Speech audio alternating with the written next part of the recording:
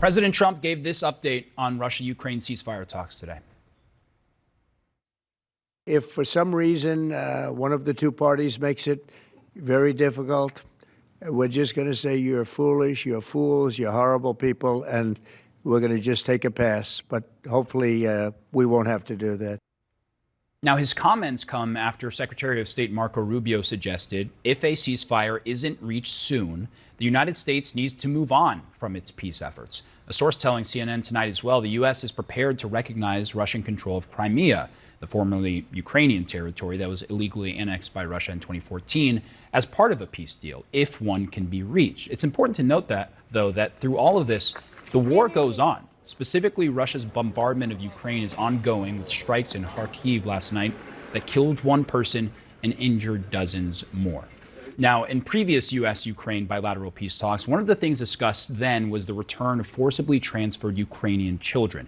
Nearly 20,000 children from Ukraine have been deported to Russia since the war began over 3 years ago, according to the Yale Humanitarian Research Lab, with many Ukrainian families still looking for their children. The Trump administration temporarily terminated financial support for this research, citing assessments the administration's been making on what was in America's interests. And while the funding was restored temporarily, allowing for this evidence track to be sent to European law enforcement, the future of these efforts is still unclear. Now, one of our next guests says he was threatened with deportation to Russia while recovering in a hospital in Donetsk after his town was attacked and his mother was killed. His grandmother was able to make the long journey to rescue him. Take a listen to what he told us happened. A shell hit the neighboring building, and several shrapnels hit my leg, and my mother's forehead was injured. The next day, my mother died. That day, Russian soldiers came to that house. I was in the Donetsk hospital for a month. And in the Donetsk hospital, as it turned out, they wanted to adopt me into a Russian family. Were you scared when you were in the hospital and Russian forces told you they wanted to bring you to Russia? Yes. I was very worried when I was told that I could be deported to Moscow. How did you find out Ilya had been taken, and what did you do to try and find him? They make videos about orphans like Ilusha. Ilusha has a godfather in Lipetsk. And this godfather sent my eldest son to Vienna this video.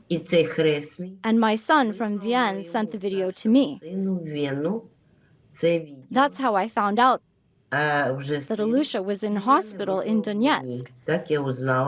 When you got to the hospital, did you have any difficulty in getting Ilya? Were there Russian soldiers there?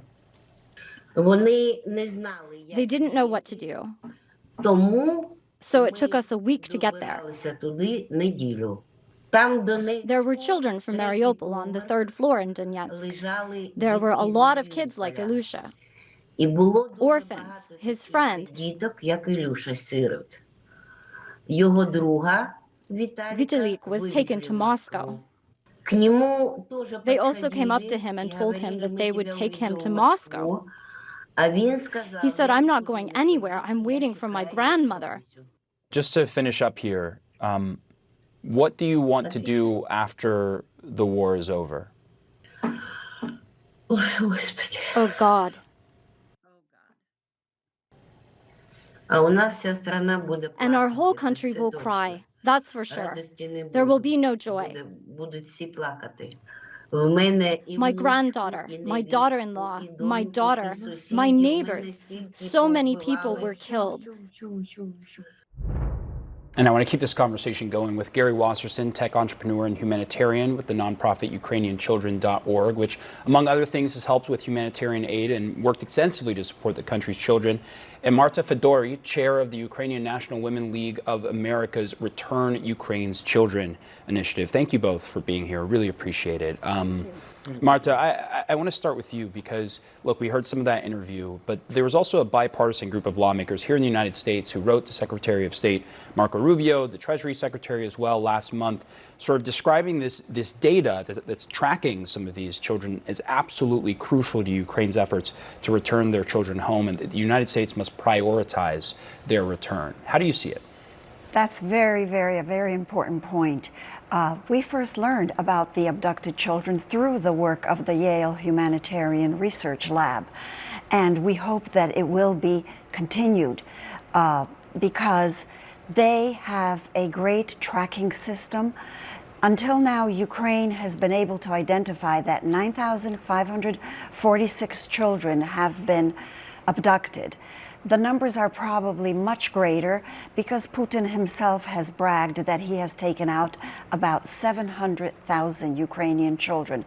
That is genocide because they take the children from Ukraine, from their parents, from orphanages, from hospitals. They place them in Russian families, put them up for adoption. The older boys, they take to military-style camps. They train them to become Russian soldiers, to someday fight against Ukraine, against America if need be. This is genocide. When you take away a nation's children, you are taking away their future, the nation's future.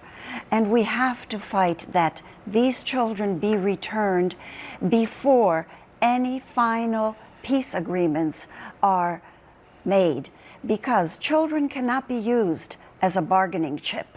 Children, it's international law that children cannot be bargained in peace negotiations. And, you know, in 2023, the International Criminal Court did issue an arrest warrant for Russian President Vladimir Putin and Russia's Commissioner for Human Rights for an alleged scheme to deport Ukrainian children to Russia. Now, they've described the ICC's actions as outrageous and unacceptable. But Gary, you know, some of our audience may be learning about this for the first time. Yale calls it coerced adoption. You're heavily involved in work specifically with Ukrainian children in the country. How prevalent is this? It's prevalent, and it's just amazingly horrible to see how these children are stripped away from their parents. And I want to speak to America for a second and explain, as a parent, imagine a soldier that's come into your country, that comes into your house and strips a child from your arms to take back to their country, knowing that you will never see them again. It is devastating not only to the families, but to every Ukrainian. This is terrorism. They are terrorizing the Ukrainian population in an attempt to destroy whatever is left of any morale in a country that has been under war, the siege of war, for the last 3 years. Gary Wasserson, Marta Fedori, really appreciate you both being here. Thank you for taking the time. Thank you very much, Omar. And we are so grateful to all Americans who support Ukraine. Thank you. Of course. It was a good conversation. Thanks for having me this week. I enjoyed it. Hope you did too.